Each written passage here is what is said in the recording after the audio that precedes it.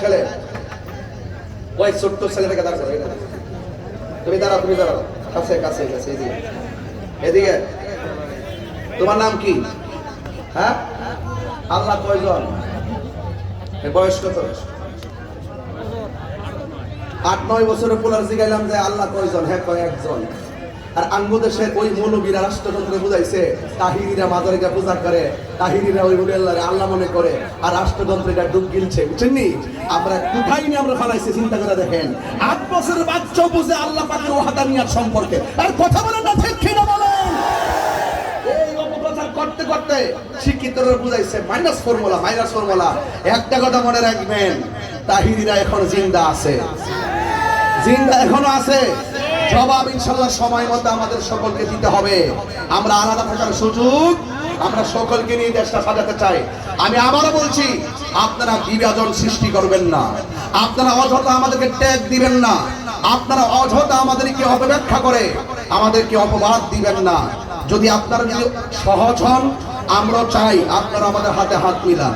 আকীদার সমস্যা হলে আপনি আমাকে বুঝিয়ে নেন, আর না হয় আপনি বুঝে আসুন। হাতে হাত রাখুন, ঐক্যবদ্ধ হন, তৈরি সংসদের কোনা কানা দিয়া জায়গা নেওয়া যাইব। আর নাইলে কিন্তু খবর আছে, নাইলে কি আছে? খবর আছে। যেই প্রক্রিয়া অ্যাপ্লাই করছেন 1 বছর পরে হোক আর 10 বছর পরে হোক, হাতটি কিন্তু গুঁড়ো থাকতো না। কবর থেকে লাশ তুলে আগুন ধরে দিচ্ছেন না, এই সংস্কৃতি ভালো লক্ষণ না। আপনি যেই কবর থেকে তুলছেন তার জিহুদ কিন্তু বংশ কিন্তু মরছে না। একজন সুযোগ পাইলে তারাও কিন্তু ছাই কইরা উড়াই দিব। কথা বলেন ঠিক না?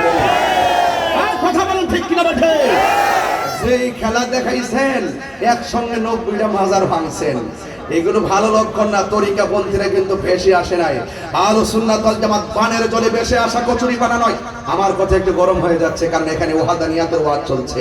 আমার কনসেপ্ট ক্লিয়ার করতেছি। ওয়াকাদা রাব্বুকা আল্লা তা'বুদু ইল্লা ইয়া, আল্লাহ ছাড়া কারো ইবাদত করা যাবে না। বলুন, ইবাদত পাওয়ার মালিক কে? সন্দেহ আছে? হ্যাঁ, সন্দেহ আছে। বাস এই রাষ্ট্রযন্ত্রে ঘুম ভেঙে দিলাম রাত্রে 10টার সময় উঠে যে তাহিরি হুজুর কি বলেছে। অনেক সাংবাদিক, অনেক মানুষ চুপি চুপি আসে, তাহিরি হুজুর কি বলে। তাহিরি হুজুর 22 বছর আগে যা বলে এখনো তাই বলে।